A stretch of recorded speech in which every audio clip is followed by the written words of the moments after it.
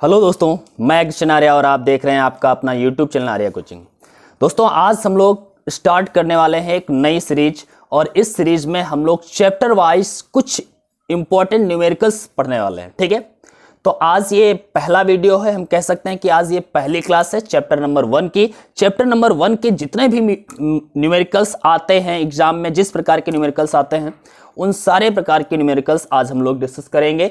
इसके बाद में धीरे धीरे चैप्टर वाइज आज हम लोग आगे के न्यूमेरिकल्स पढ़ते जाएंगे। चैप्टर नंबर 2 के जिस टाइप के न्यूमेरिकल आते हैं वो, और चैप्टर नंबर 3, चैप्टर नंबर 4, ऐसे आगे हम लोग कंटिन्यूसली बढ़ते जाएंगे। तो हम कह सकते हैं कि आज से ये जो सेशन स्टार्ट हो रहा है इसको ज्यादा से ज्यादा आप शेयर करें। भले ही आप लाइक ना करें, लेकिन इसे ज्यादा से ज्यादा शेयर करें जिससे कई बच्चों के पास पहुंचे, ज्यादा से ज्यादा बच्चों के पास पहुंचे और वो लाभ उठा सके। क्योंकि बहुत सारे बच्चे न्यूमेरिकल से परेशान होते हैं, न्यूमेरिकल से डरते हैं। तो मैं आपसे वादा करता हूं कि अगर आप डेली ये क्लास ज्वाइन करेंगे, आर्या कोचिंग क्लास जो आप न्यूमेरिकल का पोर्शन देने जा रहे हैं, डेली आपको लगभग एक वीडियो प्रोवाइड कराया जाएगा और इस एक वीडियो में आपको जो एग्जाम में आने वाले क्वेश्चन होते हैं, जिस प्रकार के क्वेश्चन आते हैं, जिस लेवल का क्वेश्चन आता है, वो सारे के सारे क्वेश्चंस आप लोगों को सॉल्व कराया जाएगा। ठीक है, तो मेरा अनुरोध है आपसे कि इसे शेयर जरूर करिएगा, क्योंकि ज्यादा से ज्यादा बच्चों के पास ये पहुंचे और ज्यादा से ज्यादा बच्चे इससे जुड़ सकें और इसका फायदा उठा सके। ठीक है,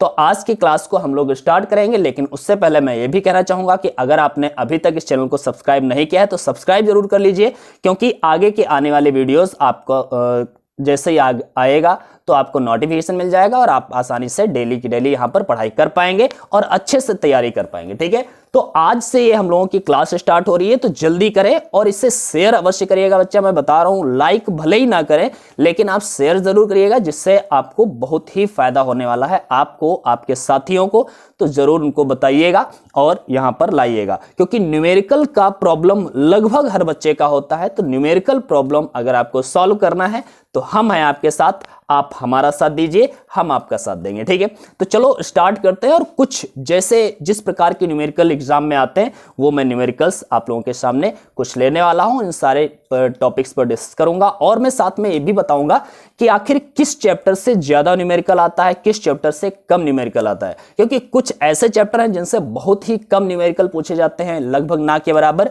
और कुछ ऐसे चैप्टर हैं जिनसे बहुत अधिक न्यूमेरिकल पूछा जाता है। क्योंकि अगर ऐसे चैप्टर भी हैं जिसमें कह सकते हैं कि हर एग्जाम में उसमें से न्यूमेरिकल तो आ ही जाता है। ठीक है, तो हम कह सकते हैं कि बहुत ही इंपॉर्टेंट कुछ चैप्टर होते हैं न्यूमेरिकल की दृष्टि से, कुछ बहुत ही कम इंपॉर्टेंट होते हैं। अगर हम बात करें चैप्टर नंबर 1 की, तो चैप्टर नंबर 1 से न्यूमेरिकल का पोर्शन बहुत ही कम पूछा जाता है। याद रखिएगा, डेरिवेशन पूछ लिए जाते हैं, डिफिनेशन पूछ लिया जाता है, लेकिन चैप्टर नंबर 1 से न्यूमेरिकल बहुत ही कम पूछा जाता है। अगर पूछा जाता है तो किस टाइप के पूछे जाते हैं, उन सब बातों पर हम लोग आज डिस्कस करने वाले हैं। मतलब उस प्रकार के न्यूमेरिकल्स हम लोग आज लगाने वाले हैं। ठीक है, तो चलो देखते हैं और आज की क्लास को स्टार्ट करते हैं। ठीक है, तो देखिएगा, हम यहां पर कुछ न्यूमेरिकल लेने वाले हैं, हमारे पास लिखे हुए हैं, तो उन न्यूमेरिकल्स पर हम लोग डिस्कस करेंगे और कैसे सॉल्व होंगे उनकी प्रॉब्लम्स को हम लोग सॉल्व कर लेते हैं। तो चैप्टर नंबर जैसे 1 से एक न्यूमेरिकल हमारे सामने है, जो इस प्रकार का क्वेश्चन बहुत ही एग्जाम में पूछ दिया जाता है। अक्सर जब अगर चैप्टर नंबर 1 से न्यूमेरिकल पूछा जाता है तो इस प्रकार के पूछने की उम्मीद पूर्णतः बनती है।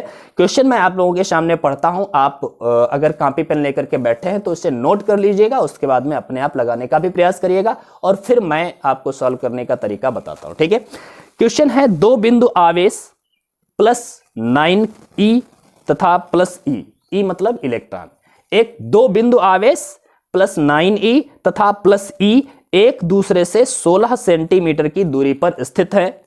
इनके बीच एक आवेश Q कहां रखा जाए कि वह संतुलन में हो। क्वेश्चन मैंने दोबारा पढ़ने का प्रयास कर रहा हूं मैं। ठीक है, दोबारा लिख लीजिएगा अगर आपने नहीं लिख पाया है, या फिर वीडियो को रोक करके एक बार और क्वेश्चन को नोट कर लीजिएगा। 2 बिंदु आवेश, और इन क्वेश्चंस की आप लोग तैयारी अवश्य कर लें। इसी प्रकार के क्वेश्चन चैप्टर नंबर 1 से फंसेगा तो केवल इन्हीं प्रकार से क्वेश्चन फंसेगा, ये मेरा वादा है। ठीक है, तो चलो देखते हैं। 2 बिंदु आवेश +9e तथा +e एक दूसरे से 16 सेंटीमीटर की दूरी पर स्थित है। इनके बीच एक आवेश Q कहां रखा जाए कि वह संतुलन में हो। 2 बिंदु आवेश है ध्यान से देखिएगा, दो बिंदु आवेश हैं, एक 9q या plus 9q, sorry plus 9e और एक है प्लस e। ये दो बिंदु आवेश हैं, एक इस बिंदु पर है, एक इस बिंदु पर है, और दोनों के बीच की दूरी जो है उन्होंने बताया है 16 सेंटीमीटर है। दोनों 16 सेंटीमीटर की दूरी पर स्थित है। ठीक है, अब 16 सेंटीमीटर की दूरी पर स्थित है, बात क्लियर है। अब हमें क्या ज्ञात करना है कि इनके बीच में कोई आवेश जो है Q रखना है और किसी जगह पर रखना है, और कहां पर रखे कि वो संतुलन में रहे। संतुलन में रहने का मतलब है ना तो वो इधर जाए ना तो उधर आए, जहां पर रख दे वहां पर रखा रहे। नहीं समझ पाए आप? क्वेश्चन को समझना मेन चीज होता है, सॉल्व करना दूसरी बात है। सबसे पहले आपको क्वेश्चन को समझना पड़ेगा। ठीक है, क्वेश्चन ने कहा है कि एक आवेश Q कहां रखा जाए कि 9q आवेश, जैसे आवेश हम कोई आवेश Q रखेंगे तो वो बल तो लगेगा ही उस पर, क्योंकि जैसे मान लिया यहां पर हमने Q आवेश रख दिया, तो जब Q आवेश रखेंगे तो ये वाला आवेश इधर की ओर खींचे या फिर दूर करे, और ये वाला आवेश भी इसको दूर करेगा, तो ये वाला आवेश बल लगाएगा इधर की ओर, ये वाला आवेश इस पर इधर की ओर बल लगाएगा, और ये वाला आवेश जो इलेक्ट्रॉन, ये वाला इलेक्ट्रॉन है, वो इधर की ओर बल लगाएगा। अब इसमें से जो बल अधिक होगा, हम कह सकते हैं ये F1 लगा और ये F2 लगा, जो बल अधिक होगा उसकी तरफ ये आवेश चलना शुरू कर देगा। लेकिन हम क्या चाहते हैं कि ये आवेश संतुलन में रहे। संतुलन में रहने का मतलब है कि ये ना तो इधर चले ना ही इधर चले, और जब ना तो इधर चलेगा ना ही उधर चलेगा तो इसका मतलब क्या है? तो आप बता ही सकते हैं कि इसका मतलब है कि इन पर जो लगने वाला परिणामी बल होगा वो शून्य होगा। परिणामी बल शून्य कब होगा? जब F1 और F2 दोनों बराबर होंगे। जितना बल इधर लग रहा है उतना ही बल इधर लगे, दोनों अपोजिट डायरेक्शन में बराबर बल लगे, तो क्या होगा? इस स्थिति में ना तो कण इधर ही जा पाएगा और ना ही इधर आ पाएगा, और ये जो आवेश हमारा Q होगा वो संतुलन की स्थिति में होगा। बात समझ रहे हैं ना? तो हम कह सकते हैं कि यह स्थिति कब संभव है? जब F1 और F2 बराबर होगा तभी संभव है। अब F1 और F2 किस बिंदु पर बराबर होगा? यहां पर, यहां पर, यहां पर, यहां पर, कहां पर बराबर होगा, यह हमको ज्ञात करना है। अभी हम मान के चल लेते हैं कि कोई भी बिंदु है यहां पर जहां पर Q रख दिया है, और यहां पर हमारा बिंदु दोनों बल, इधर वाला बल और इधर वाला बल बराबर होगा। अब ये बिंदु कितनी दूरी पर है प्लस Q आवेश से, ये हमें ज्ञात करना है, और प्लस E आवेश से कितनी दूरी पर है ये हमें ज्ञात करना है। इससे कितनी दूरी पर है, इससे कितनी दूरी पर है, ये हमें ज्ञात करना है। ठीक है, तो आप क्वेश्चन समझ चुके हैं कि 9E और केवल E आवेश दो थे, दो बिंदुओं पर स्थित थे, इन पर लगने वाला कोई आवेश इनके बीच में रखना है।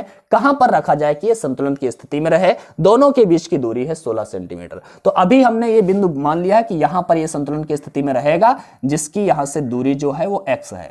अगर ये x दूरी हमने इधर वाली मान ली है तो आप बता सकते हैं इधर वाली दूरी कितनी होगी? तो इधर वाली दूरी होगी 16 माइनस x। क्लियर है ना? टोटल x 16 है, इधर वाली x है, तो इधर से 16 माइनस x, तो 16 माइनस x इधर वाली दूरी हो गई। अब हम लोग यहां पर निकाल लेते हैं कि आखिर ये x का वैल्यू कितना है, कितनी दूरी पर ये आवेश स्थित है। ठीक है, तो चलो देखते हैं। सबसे पहले हमें मालूम है कि इस पर लगने वाला जो बल होगा वो बराबर है, अर्थात F1 बराबर F2। यही हमारे पास तरीका है। F1 बल, और बल हम लोग फार्मूला कहां से लाते हैं? कूलॉम का नियम। कोई भी दो बिंदु आवेश हैं उनके बीच में लगने वाला बल क्या होता है? F बराबर K Q1 Q2 upon R square. Coulomb का नियम है हमारे पास। Formula F is equal to K Q1 Q2 upon R square. Okay, ये हमारे पास फार्मूला है। तो हम यहां पर क्या करेंगे? F1 की जगह पर लिखेंगे K, ओके, Q1, तो Q1 का मतलब यहां पर ये, Q2 का मतलब ये, इन दोनों के बीच में बल की बात कर रहे हैं F1 मतलब। तो Q1 का मतलब है 9E, इंटू में Q2 का मतलब है Q, अपान में R स्क्वायर मतलब दूरी का स्क्वायर, और यहां से यहां तक की दूरी को हमने लिखा है x, तो x स्क्वायर। F1 हो गया, बराबर में F2। F2 का मतलब है इन दोनों आवेशों के बीच में बल। ठीक है, और दोनों बराबर होंगे तभी संतुलन की स्थिति में होंगे। तो हम कह सकते हैं कि यहां पर फॉर्मूला लगाएंगे फिर यही K Q1, Q1 का मतलब यहां पर E, Q2 का मतलब यहां पर Q, अपान में आर स्क्वायर, यहां पर आर कितनी, यहां पर दूरी कितनी है 16 माइनस एक्स, तो 16 माइनस एक्स का स्क्वायर, कोई दिक्कत नहीं है। के से के काट दीजिए, क्यू से क्यू काट दीजिए, ई से ई काट दीजिए, बचेगा 9, तो ये बचेगा 9 अपान एक्स स्क्वायर बराबर में 1 अपान 16 माइनस एक्स का होल स्क्वायर। ओके, इतना निकल के आया। इसका तिर्यक गुणा कर दीजिए तो ये बन जाएगा 9 इंटू 16 माइनस एक्स, इस एक्स का होल स्क्वायर बराबर में एक्स स्क्वायर। अब हम इसका होल स्क्वायर खोलें तो 9 इंटू 16 माइनस एक्स का सॉरी ए प्लस बी का होल स्क्वायर खोले तो ए स्क्वायर मतलब 16 का स्क्वायर प्लस बी स्क्वायर मतलब एक्स का square plus minus 2ab, 2a मतलब 16 और b मतलब x बराबर में एक्स स्क्वायर।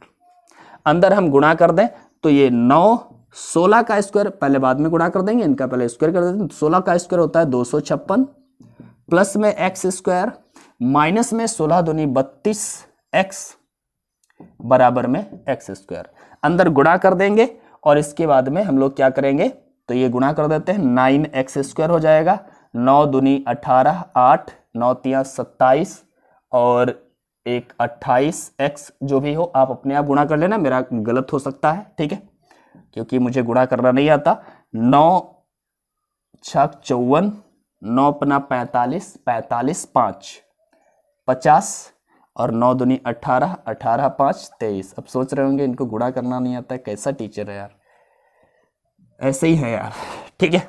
एक्स स्क्वायर को इधर कर ले तो ये घट जाएगा 9 एक्स स्क्वायर से, तो इक्वेशन हमारे पास बचेगा 8 एक्स स्क्वायर माइनस का 288 एक्स प्लस का 2304 बराबर में 0। यहां पर आप 4 कॉमन ले लें या 8 कॉमन ले लें, जो भी मिल रहा है वो कॉमन ले लें, 0 के अपान में कर दें। अब उसके बाद में इसका गुणनखंड कर लेंगे, x का मान निकाल लेंगे। x का मान निकल आएगा तो हम कह देंगे कि 9e से कितनी दूरी पर होना चाहिए, जितनी दूरी पर x का मान जो भी निकल के आए वो आपको बताना है, ठीक है। तो आगे आपको x का मान निकालना है, आपको गुणनखंड करके आपको आंसर हमें बताना है, ठीक है। तो आप लोग कमेंट करके ये जरूर बताइएगा, क्योंकि ये जो न्यूमेरिकल्स है बहुत ही इंपॉर्टेंट है, इतना याद रखिएगा। किसी भी हालत में आप ये मत सोचिएगा हम देख लिया बस हो गया, नहीं, अपने आप करके देखिए, ठीक है। अब हम लोग अगला न्यूमेरिकल लेते हैं और अगले न्यूमेरिकल का डिस्कस करते हैं, ठीक है। ये देख लीजिएगा और इसका आंसर जो भी आता है आप सॉल्व करें और मुझे इसका कमेंट में आंसर जरूर दें कि क्वेश्चन नंबर 1 का आखिर आंसर क्या था, ठीक है। इसके बाद में हम देखते हैं अगला एक क्वेश्चन जो कि बहुत ही इंपॉर्टेंट है और इस प्रकार का क्वेश्चन अक्सर पूछा जाता है, ठीक है।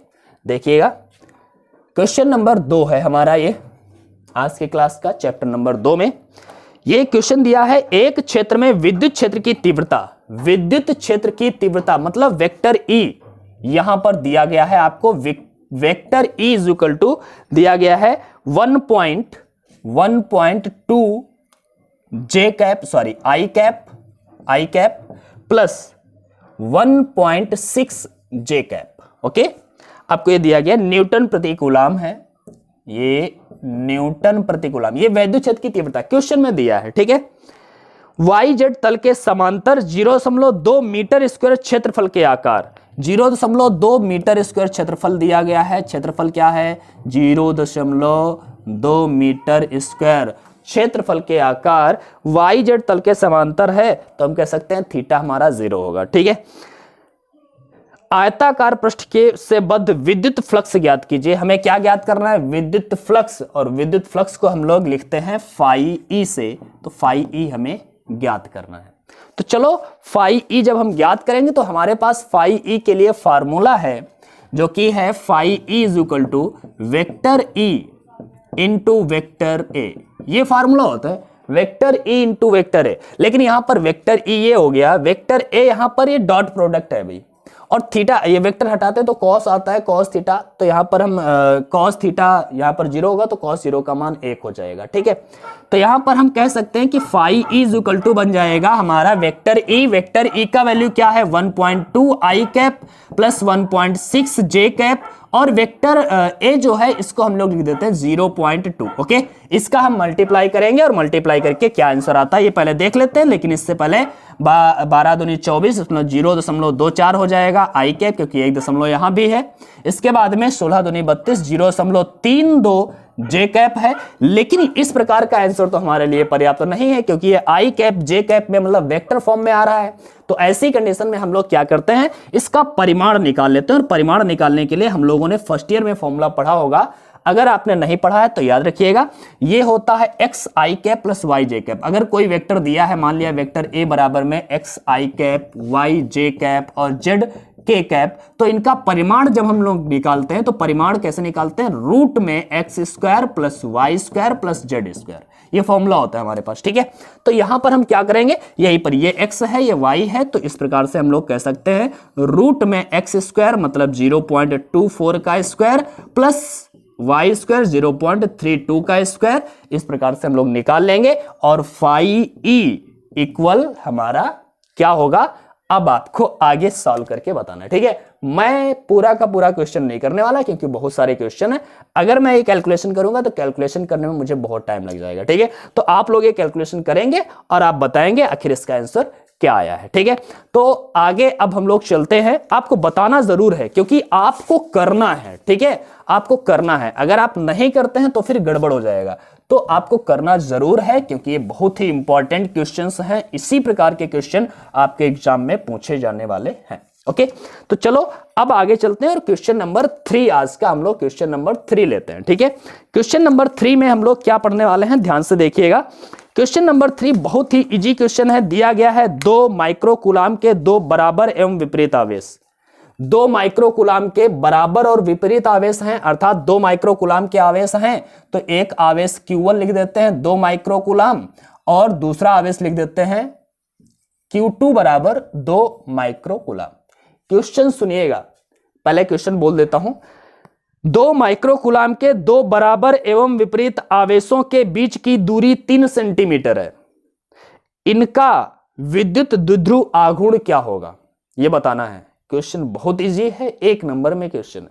ठीक है, 1 नंबर का क्वेश्चन आएगा ऐसा। क्वेश्चन क्या है, 2 माइक्रोकूलाम के 2 बराबर एवं विपरीत आवेशों के बीच की दूरी 3 सेंटीमीटर है। इसका विद्युत द्विध्रुव आघूर्ण क्या होगा।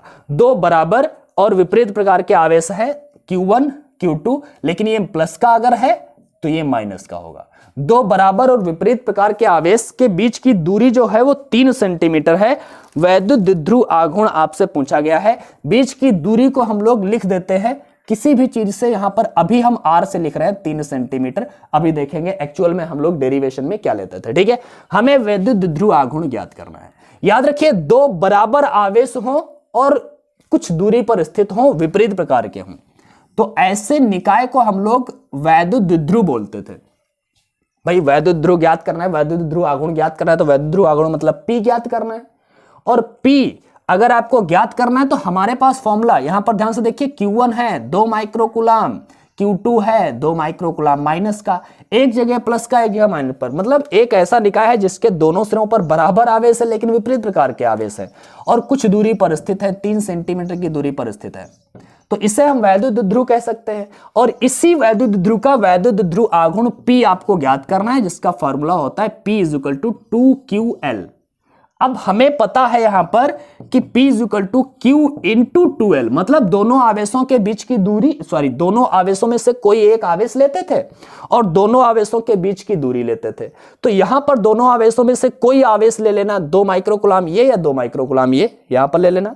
दोनों आवेशों के बीच की दूरी, इसी को हम लोग 2L लिखते थे, याद करिए, इसी को हम लोग 2L लिखते हैं। ठीक है, तो यहां पर बीच की दूरी को 2L लिखेंगे। यहां पर जो मैंने R लिखा है R नहीं 2L लिखेंगे। ओके, अब क्लियर।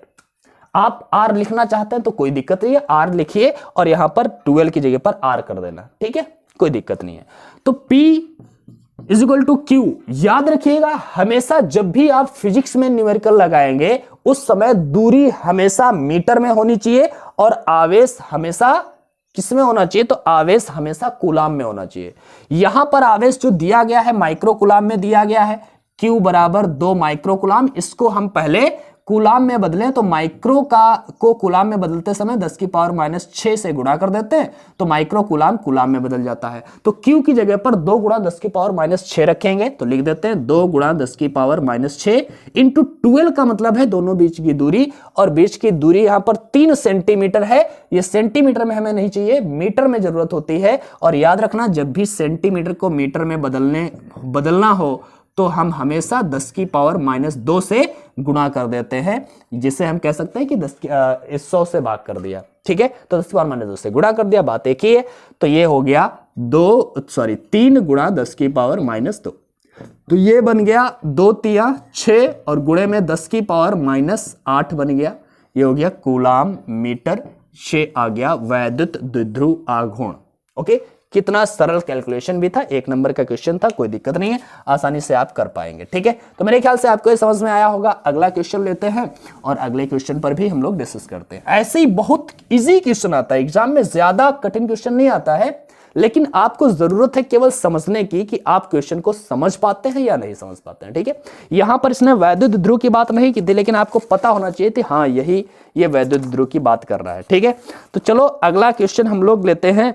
अगला क्वेश्चन एक दिया गया है, एक वैद्युत ध्रुव की लंबाई 4 सेंटीमीटर है। वैद्युत द्विध्रुव की लंबाई, जब भी बात करेगा वैद्युत द्विध्रुव की लंबाई तो हम उसकी जगह पर 12 रखेंगे, क्योंकि वैद्युत द्विध्रुव की लंबाई को हम लोग हमेशा 12 मानते थे जब डेरिवेशन किया था। आपने अगर हमसे पढ़ा है तो आपको क्लियर होगा, नहीं पढ़ा है तो याद रखिए वैद्युत ध्रुव की लंबाई को हम लोग 12 से लिखते हैं। ठीक है, तो यहां पर बोला है वैद्युत ध्रुव की लंबाई 12 है, तो 12 इज इक्वल टू 4 सेंटीमीटर इसने बोला है। हमें पता है कि मीटर में हमेशा जरूरत पड़ता है, तो 4 गुणे में 10 की पावर -2 कर देते हैं, ये मीटर में बदल गया। ठीक, क्वेश्चन आपको एक बार पढ़ के सुना देता हूं। एक वैद्युत द्विध्रुव की लंबाई 4 सेंटीमीटर है को एक समान विद्युत क्षेत्र 10 की पावर 4 न्यूटन प्रति कूलाम से 30 अंश पर रखने पर 9 गुणे 10 की पावर -2 न्यूटन मीटर का बल आघूर्ण लगता है। द्विध्रुव के द्विध्रुव आघूर्ण की गणना कीजिए। ठीक है, क्वेश्चन आपको सुन लिया होगा आपने, दोबारा पढ़ देता हूं। एक वैद्युत द्विध्रुव की लंबाई 4 सेंटीमीटर है को एक समान विद्युत क्षेत्र 10 की पावर 4 न्यूटन प्रति कूलाम से 30 अंश पर रखने पर 9 गुणा 10 की पावर -2 न्यूटन मीटर का बल आघूर्ण लगता है। द्विध्रुव के द्विध्रुव आघूर्ण की गणना कीजिए। अब सुनिएगा, आप लोग लिख लिए होंगे क्वेश्चन, आगे चलते हैं। इसने कहा है द्विध्रुव की लंबाई मतलब 12 बराबर 4 सेंटीमीटर, आगे बताया है को एक समान विद्युत क्षेत्र 10 की पावर 4 न्यूटन प्रति कूलाम से विद्युत क्षेत्र मतलब E, और E कितना 10 की पावर 4 न्यूटन प्रति कूलाम से 10 की पावर 4 न्यूटन प्रति कूलाम से 30 अंश पर रखने पर, 30 अंश मतलब यहां पर कोण दिया गया है, 30 अंश पर रखा गया है द्विध्रुव को, तो 30 अंश पर रखने पर 9 गुणा 10 की पावर -2 न्यूटन मीटर का बलाघूर्ण लगता है। बलाघूर्ण लगता है, बलाघूर्ण मतलब टाउ, क्या टाउ कितना लगता है, बलाघूर्ण लगता है कितना 9 गुणा 10 की पावर -2 न्यूटन मीटर का बल आघूर्ण लगता है। द्विध्रुव के द्विध्रुव आघूर्ण की गणना कीजिए। द्विध्रुव आघूर्ण मतलब P की आपको गणना करनी है। अपनी डेरिवेशन भी पढ़ा था, आपने पढ़ा ही होगा, ये डेरिवेशन मैंने करवाया भी था। आपको पता होना चाहिए कि जब कोई एक समान वैद्युत क्षेत्र हो और इसमें कोई वैद्युत द्विध्रुव रखा है 30 अंश के कोण पर, तो इस पर लगने वाला बलाघूर्ण कितना होता है, फार्मूला आपको पता होना चाहिए। बलाघूर्ण का फॉर्मूला जो होता है बल आघूर्ण, मैं यहां पर लिख रहा हूं, याद कर लीजिएगा। बल आघूर्ण टाउ बराबर होता है PE sin थीटा, ये पूरा हमारा फॉर्मूला होता है। ये फॉर्मूला लगा दीजिए। हमें P निकालना है तो E sin थीटा को टाउ के बटे में कर दो, तो P इक्वल टू बन गया टाउ अपान में E sin थीटा। ओके, कोई दिक्कत नहीं है। बस अब वैल्यू रखो टाउ कितना 9 इंटू 10 टू पावर -2 अपान में न्यूटन मीटर है, कोई दिक्कत नहीं है। E वैद्युत क्षेत्र न्यूटन प्रति कूलाम ऐसे ही रहेगा, ठीक है, इसमें कोई दिक्कत नहीं है। साइन थीटा मतलब साइन थीटा की जगह पर हम लोग क्या लिखेंगे, तो साइन थीटा की जगह पर हम लोग लिखने वाले हैं क्या, तो थीटा की जगह पर लिखते हैं 30 अंश, क्योंकि दिया है हमारा 30 अंश।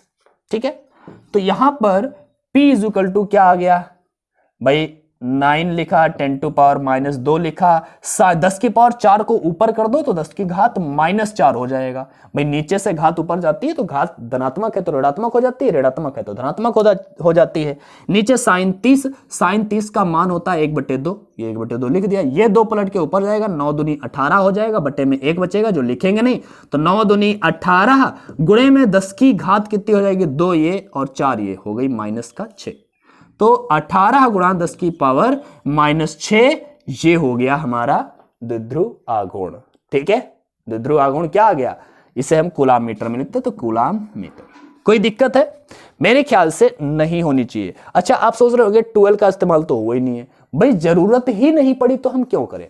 कुछ ऐसे वैल्यूज दे देते हैं जो आपको भ्रम में डाल दे कि यार 12 का इस्तेमाल नहीं हो रहा है, कहीं गलत तो नहीं हो रहा हमारा क्वेश्चन। ऐसा कुछ भी नहीं है। जो वैल्यू आपको जरूरत पड़ रही है, आपने कहीं पर क्वेश्चन गड़बड़ नहीं किया है तो आपका सही है। ठीक है, कुछ वैल्यू आपको भ्रम में डालने के लिए दिए रहते हैं, तो उसमें कोई दिक्कत वाली बात नहीं है।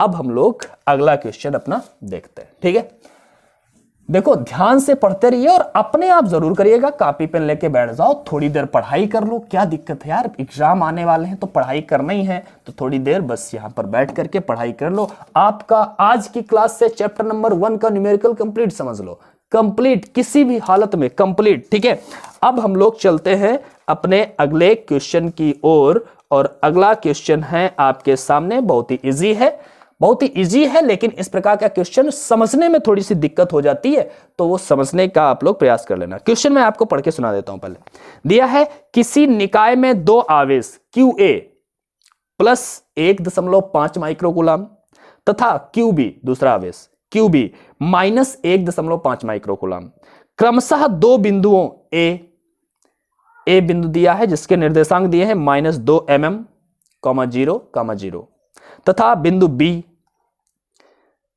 Plus 2 mm, 0, 0।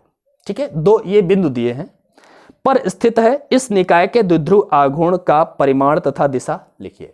अब ध्यान से देखिएगा, क्वेश्चन में क्या बताया है, किसी निकाय में 2 आवेश, पुनः सुनिएगा आप लोग, किसी निकाय में 2 आवेश QA बराबर 1.5 माइक्रोकूलम तथा QB बराबर -1.5 माइक्रोकूलम, क्रमशः 2 बिंदुओं A जिसके निर्देशांक है -2 mm, 0, 0। ठीक है, तथा बिंदु B जिसके निर्देशांक दिए हैं +2 mm, 0, 0 पर स्थित है। इस निकाय के द्विध्रुव आघूर्ण का परिमाण तथा दिशा लिखिए। अब ध्यान से देखिएगा, 2 आवेश है QA बराबर दिया गया है प्लस का 1.5 माइक्रोकूलम। आप जानते ही हैं, ठीक है, कि माइक्रो को बदलने के लिए हम लोग क्या करते हैं, 1.5 गुणा 10 की पावर -6 कूलम कह सकते हैं। ठीक है, दूसरा दिया है QB -1.5 माइक्रोकूलम। अच्छा, 2 आवेश बराबर हैं, विपरीत प्रकार के आवेश हैं, तो याद करिएगा, तुरंत आपको द्विध्रुव याद आना चाहिए कि 2 बराबर आवेश विपरीत प्रकार के हैं तो ये द्विध्रुव की कंडीशन होगी। 1.5 ये प्लस का है, ये माइनस का है, 1.5 पर -6 कूलम। ठीक है, तो 2 आवेश हैं और अपने कुछ दूरी पर स्थित है। QA यहां पर है, QB यहां पर है, द्विध्रुव आघूर्ण है। अब बताया गया है कि ये 2 बिंदुओं पर स्थित है। एक बिंदु, जो बिंदु A, इसका जो बिंदु है, इस बिंदु के निर्देशांक दिए हैं, और वो निर्देशांक क्या दिए हैं, -2 mm, बिंदु A के निर्देशांक -2 mm, 0, 0 इसके निर्देशांक हो गए। इस बिंदु B के निर्देशांक दिए हैं +2 mm, 0, 0। ऐसा क्वेश्चन अक्सर दे देता है और बच्चा घबरा जाता है, यार ये क्या दे दिया, बिंदु यहां पर दे दिए, अब क्या होगा। तो सुनो, मेरी बात को सुनो, यहां पर मान लिया ये है हमारा मूल बिंदु, जिसे हम 0, 0 कहते हैं मूल बिंदु को। ठीक है, एक ही अक्ष पर दोनों बिंदु दे दिए गए हैं। ये x है अक्ष, ये y अक्ष है, ये z अक्ष है, ये x अक्ष, y अक्ष, z अक्ष। तो x अक्ष पर ऋणात्मक दिशा में जाइए, -2 पर, -2 mm है तो -2 पर आ गए। x अक्ष और y 0 है, z 0 है, इससे कोई मतलब है नहीं हमारा। फिर 2 mm प्लस पर जाइए, इधर साइड में x अक्ष पर ही प्लस की तरफ 2 mm, ये मिलीमीटर है, मिलीमीटर, ओके।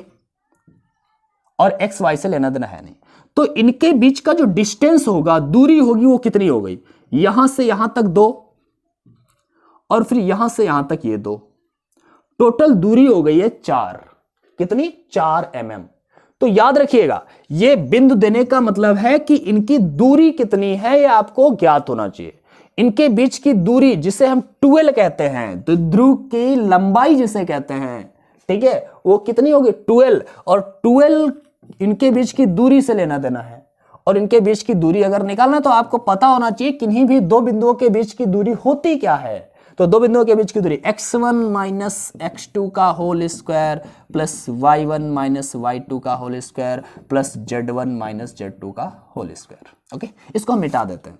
आप 4 समझ चुके हैं, अब मैं मैथमेटिकली 4 कैसे निकल के आएगा वो दिखा देते हैं। 2 बिंदु दिए थे, बिंदु अभी हमने यहां पर लिखे थे, कौन कौन से थे तो यहां पर लिख देते हैं दोबारा।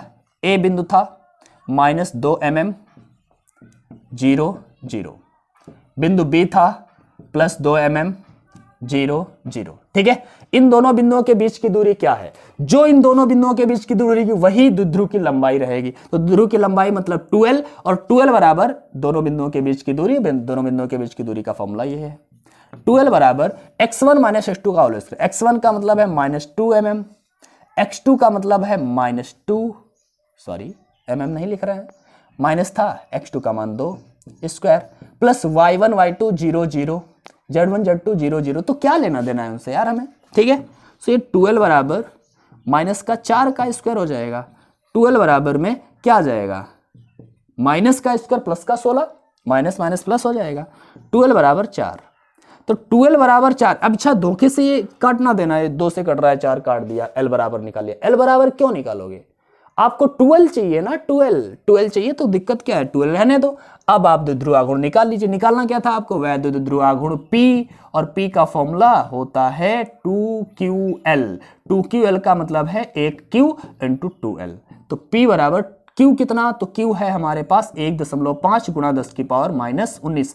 कोई भी एक आवेश ले सकते हैं ना, दोनों बराबर होते हैं, तो इतना हो गया भाई। 19 नहीं है, बस यहाँ पे -6 है। और 12 कितना है? 4 मिलीमीटर है भाई। ये किस में थे? mm में थे, मिलीमीटर। और हमें हमेशा किस में चाहिए होता है? मीटर में। तो मिलीमीटर को मीटर में बदलने के लिए हमेशा 10 की पावर -3 से गुणा कर देते हैं, मीटर में आ जाता है। तो 4 नहीं लिखेंगे, 4 गुणा 10 की पावर -3, अब ये मीटर में हो गया। तो P बराबर 15 चक्कू 60 मतलब 6.0 गुणे में 10 की पावर -6 ये और 3 ये दोनों माइनस के हैं, जुड़ जाएंगे 9, ठीक है। तो ये हो जाएगा कूलाम मीटर। 6.0 गुणा 10 की पावर -9 कूलाम मीटर, ये हमारा P निकल के आ गया। कोई दिक्कत नहीं है, बहुत ही आसान क्वेश्चन है। आसानी से आप लोग अगर धीरे से समझेंगे तो आप इसे समझ पाएंगे, ठीक है। तो चलो अब हम लोग अगला क्वेश्चन भी लेते हैं और अगले क्वेश्चन को भी सॉल्व करते हैं, देखते हैं आखिर अगला क्वेश्चन किस टाइप का होगा। इसी प्रकार के क्वेश्चन आपके एग्जाम में आने वाले हैं और आप अपने आप जरूर करिएगा। और वीडियो को किसी भी हालत में शेयर जरूर करिएगा, भले ही ना लाइक करिए आप, लेकिन भाई शेयर करिए, अपने दोस्तों के पास पहुंचाइए। जब आप सबके पास पहुंचाएंगे सबकी हेल्प होगी, आपको दुआएं मिलेंगी, मुझे दुआएं मिलेंगी, ठीक है। तो बस मुझे दुआएं चाहिए, आप लोगों का प्यार चाहिए। आप लोग ऐसे ही प्यार करते रहिए कंटिन्यूसली, हम आपके सामने ऐसे ही आते रहेंगे। मेन जो टॉपिक्स हैं हम लोगों ने इस सीरीज स्टार्ट की है, इस सीरीज के साथ में आप सभी को जुड़ना है, ठीक है। तो चलो अब हम लोग अगला एक न्यूमेरिकल लेते हैं और उस पर भी डिस्कस करते हैं। अगला जो क्वेश्चन है बहुत ही अच्छा है, ध्यान से देखिएगा। इस प्रकार का क्वेश्चन आता ही है, मैं पढ़ के सुना रहा हूं। एक अनंत लंबाई के एक समान आवेशित सीधे तार का रैखिक आवेश घनत्व 10.0 गुणा 10 की पावर -8 कूलाम प्रति मीटर है। तार से 2 सेंटीमीटर दूर उत्पन्न विद्युत क्षेत्र की तीव्रता ज्ञात कीजिए। सुनिएगा दोबारा क्वेश्चन। एक अनंत लंबाई के एक समान आवेशित सीधे तार का रैखिक आवेश घनत्व 10.0 गुणा 10 की पावर -8 कूलाम प्रति मीटर है। तार से 2 सेंटीमीटर दूर उत्पन्न विद्युत क्षेत्र की तीव्रता ज्ञात कीजिए। आपसे ये पूछा गया है, ठीक है। अब ध्यान से देखिएगा, मैं अब क्वेश्चन को आपको समझा रहा हूं। एक अनंत लंबाई का एक समान आवेशित तार है, कोई तार है, इसको एक समान रूप से आवेश दे दिया गया है। ये डेरिवेशन आप लोगों ने किए होगा, अगर आप हमसे पढ़े तो पढ़े ही होंगे, 100% पढ़े होंगे। अगर नहीं पढ़े तो आपको फॉर्मूला पता ही होगा, मैं यहां पर बताने वाला हूं। रैखिक आवेश घनत्व दिया है 10 गुणा 10 की पावर -8 कूलाम प्रति मीटर। रैखिक आवेश घनत्व को हम लोग लैम्डा से लिखते थे। रेखीय आवेश घनत्व या रैखिक आवेश घनत्व लैम्डा इज इक्वल टू है 10.0 गुणा 10 की पावर दिया गया है -8 कूलाम प्रति मीटर। ओके, कूलाम प्रति मीटर। ये लैम्डा दिया गया है तार से 2 सेंटीमीटर दूर। कितनी दूर? 2 सेंटीमीटर दूर। जितनी दूरी की हम बात करते हैं वो यहां पर अब आर होने वाला है। तार से दूरी कितनी? 2 सेंटीमीटर। यहां पर दिया 2 सेंटीमीटर। हमें हमेशा चाहिए होता है सेंटीमीटर में नहीं बल्कि मीटर में दूरी, तो 2 गुणा 10 की पावर -2 मीटर कर देते हैं। ठीक है, 2 सेंटीमीटर दूर विद्युत क्षेत्र की तीव्रता ज्ञात कीजिए। अब विद्युत क्षेत्र की तीव्रता ज्ञात करनी है। आपने परिभाषा डेरिवेशन पढ़ा था तो आपको फॉर्मूला पता होना चाहिए। ये फॉर्मूला होता है विद्युत क्षेत्र हमें ज्ञात करना है। एक समान रूप से आवेशित तार के निकट विद्युत क्षेत्र की तीव्रता का जो फॉर्मूला होता है मैं आपको बताता हूं। विद्युत क्षेत्र की तीव्रता का फॉर्मूला बहुत से हैं, लेकिन एक समान आवेशित तार के निकट विद्युत क्षेत्र की तीव्रता का फॉर्मूला है λ/2πε0 × R। इसी फॉर्मूले को हम लोग इस तरह से लिखते थे 1/4πε0 इंटू में 2λ/R। तो ऐसे लिख देते हैं, कोई दिक्कत नहीं है। E इसमें और इसमें कोई अंतर नहीं है भाई, यहां पर बस 4 कर दिया, 2 से काट देंगे फिर वही वैल्यू आ जाएगी। ठीक है, 1/4πε0 का मान हमें पता होता है इसलिए ऐसे हमने इसे कर दिया है। 1/4πε0 का मान क्या होता है पता होगा, 9 गुणा 10 की पावर 9। अगर आपको नहीं पता था तो पता कर लीजिए। ठीक है, कोई दिक्कत नहीं है। इंटू में 2 लैम्डा कितना है तो दिया है ना, लैम्डा 10 गुणे में 10 की पावर -8। 10.0 क्या लिखना है यार, 10 गुणा 10 पावर -8 अपान में R। और R का मान क्या है तो R का मान दिया है 2 गुणे में 10 की पावर -2। ओके, अच्छा यहां से 2 और 2 कैंसिल आउट। अब क्या करोगे भाई, तो अब करना क्या है भाई, बस कुछ नहीं है। 9 लिखा, 10 की पावर 1 ये है प्लस की और ये है एक प्लस की 9, तो 9 और 1 हो गया 10। तो लिखेंगे गुणे में 10 की पावर 10 और गुणे में 10 की पावर -8 तो लिखा ही है। और ये वाली अगर ऊपर कर दें 10 की पावर -2 को तो 10 की पावर प्लस की 2 ऊपर पहुंच जाएगी, तो प्लस हटा दो 2। ठीक है, धनात्मक है। अब हम इसे लिख सकते हैं 9 गुणे 10 की पावर 10 ये 2 ये 12 हो गई, दोनों प्लस के थे 12। 12 से 8 ये माइनस की घट जाएगी तो 10 की पावर 4 बचेगी प्लस की, और यही हमारा उत्तर होगा। न्यूटन प्रति कूलाम लिखें या फिर वोल्ट प्रति मीटर लिखें। ठीक है, तो ये विद्युत क्षेत्र की तीव्रता का फॉर्मूला E = 9 गुणा 10 की पावर 4 न्यूटन प्रति कूलाम। कितना इजी क्वेश्चन है, बस आपको फॉर्मूला पता होना चाहिए। आप ये रिलेट कर लें कि ये किस डेरिवेशन से संबंधित, इसमें कौन सा फॉर्मूला लगना है, बस और कुछ नहीं होता न्यूमेरिकल में। ठीक है, न्यूमेरिकल को पढ़ें, उसको समझें और याद रखिएगा न्यूमेरिकल सॉल्व करने के लिए मेन चीज है न्यूमेरिकल को समझना, लगाना नहीं। लगाना तो है ही, वो तो बात की बात आती है। सबसे पहले उसे समझना कि उसमें क्या पूछा गया है और क्या दिया है, क्या क्वेश्चन में दिया गया है और क्या पूछा गया है और ये किस डेरिवेशन से संबंधित है, बस इतना आप लोग याद रखिए। ठीक है, यहां पर जैसे अनंत लंबाई के एक समान आवेशित तार की बात कर रहा था, तुरंत याद आना चाहिए वो डेरिवेशन है। ठीक है, अब हम बात करते हैं एक अगले क्वेश्चन की जो कि बहुत ही इंपॉर्टेंट है और इसी प्रकार का क्वेश्चन अभी हम लोग कर भी चुके हैं। ठीक है, यहां पर दिया गया है वैद्युत क्षेत्र के फ्लक्स यहां पर दिया गया है एक समान वैद्युत क्षेत्र सदिश। एक समान वैद्युत क्षेत्र सदिश पढ़ के आपको सुना देता हूं मैं क्वेश्चन को।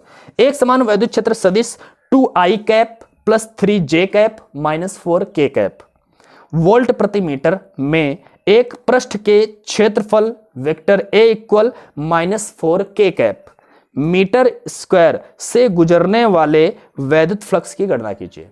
दोबारा मैं क्वेश्चन पढ़ता हूं। एक समान वैद्युत क्षेत्र सदिश वेक्टर E बराबर 2i cap plus 3j cap minus 4k cap volt प्रति मीटर में एक पृष्ठ के क्षेत्रफल vector A equal -4k cap metre square से गुजरने वाले वैद्युत फ्लक्स की गणना कीजिए। तो ध्यान से देखिएगा, वेक्टर E = दिया है 2i cap plus 3j cap minus 4k cap volt प्रति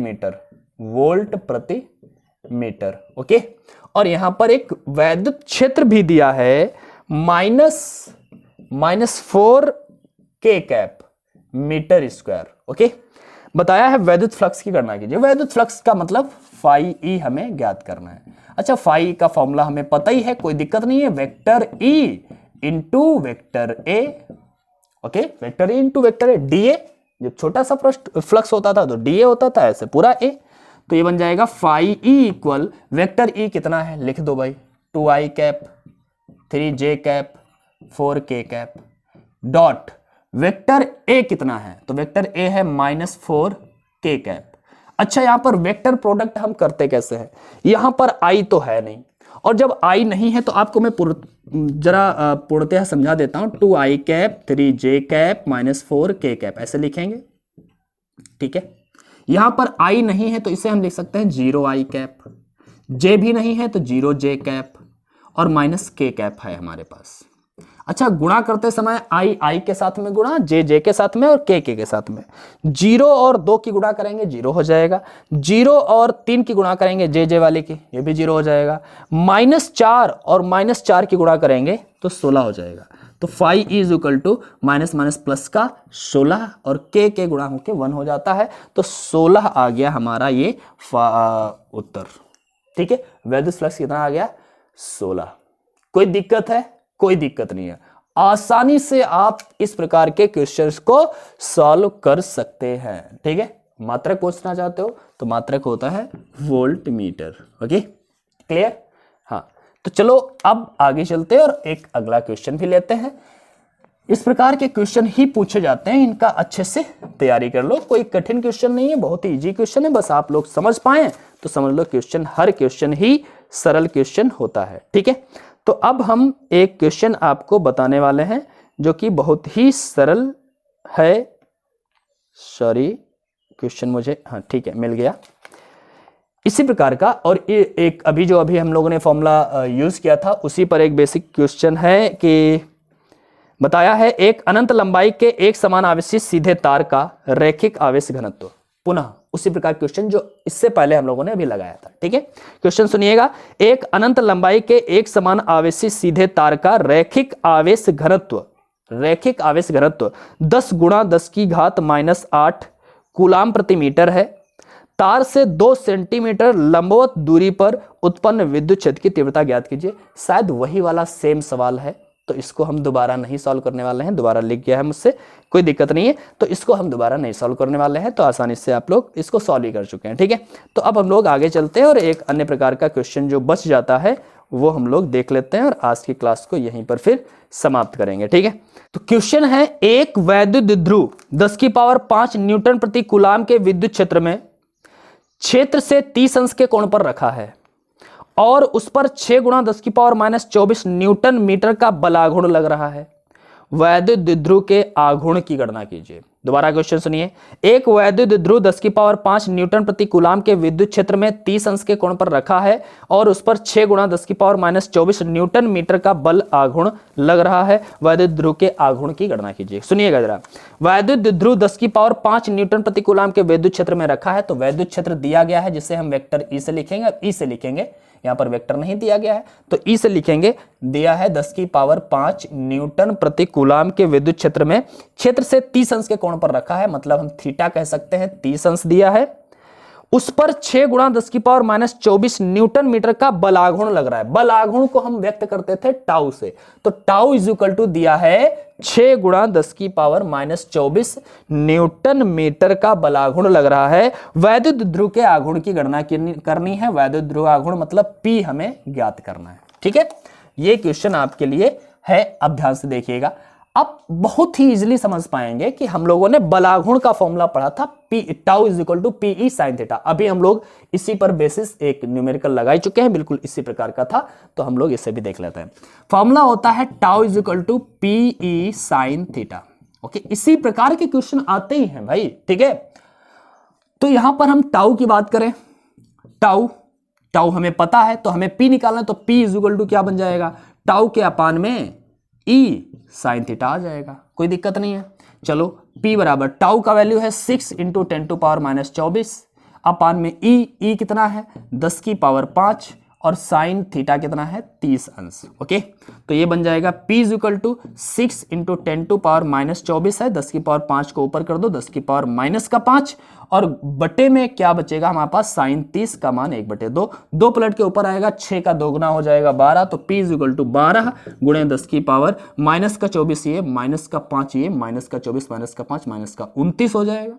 तो P इज इक्वल टू 12 गुणा 10⁻⁻29 कूलाम मीटर लिख दें, कोई दिक्कत नहीं है। या फिर अगर दशमलव लगाना चाहते हैं तो 1.2 गुणा 10 की पावर, इसको अगर हमने घटाया है तो इसको बढ़ाना होगा, 28 कूलाम मीटर हो जाएगा। ओके, तो ये हमारा आंसर हो गया P इक्वल टू 1.2 गुणा 10 की पावर माइनस 28 कूलाम मीटर।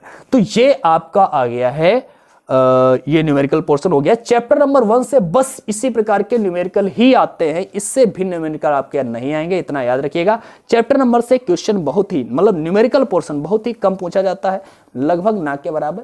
अगर पूछा जाएगा तो इनसे भिन्न कभी भी नहीं आएगा, इन्हीं टाइप के आएंगे और हो सकता है कि इन्हीं में से ही आ जाए। ठीक है, हम आपके लिए मेहनत कर रहे हैं, देखिएगा पसीना भी निकल रहा है। यहाँ पर जहाँ पर हम पढ़ा रहे हैं वहाँ पे पंखा नहीं लगा है। ठीक है, तो आप लोगों के लिए पढ़ा रहे हैं, आप लोगों के लिए मेहनत कर रहे हैं, तो आपका भी फर्ज बनता है कि आप वीडियो को लाइक कर दें और इसे शेयर जरूर करें। मैं आपसे बार बार ये कह रहा हूं क्योंकि बहुत सारे बच्चों को प्रॉब्लम होती है न्यूमेरिकल में, तो इनको ये न्यूमेरिकल्स उन लोगों को भी समझ में आएंगे, मेरी उम्मीद है। तो उन्हें भी यहां पर लाइए, और ये इंपॉर्टेंट न्यूमेरिकल्स हैं, मैं सारे न्यूमेरिकल्स लेके नहीं चल रहा हूं, जो इंपॉर्टेंट हैं, जिस प्रकार के न्यूमेरिकल एग्जाम में आते हैं, मैंने केवल उन्हीं न्यूमेरिकल्स का डिस्कस किया है। ठीक है, तो हम लोग ऐसे ही चैप्टर वाइज न्यूमेरिकल लेके आते रहेंगे। चैप्टर नंबर 1 आज हो गया है, चैप्टर नंबर 2 के वीडियोस शायद चैप्टर नंबर 2 के, क्योंकि बहुत सारे न्यूमेरिकल, ज्यादा न्यूमेरिकल पूछे जाते हैं, चैप्टर नंबर 2 से बहुत न्यूमेरिकल पूछा जाता है।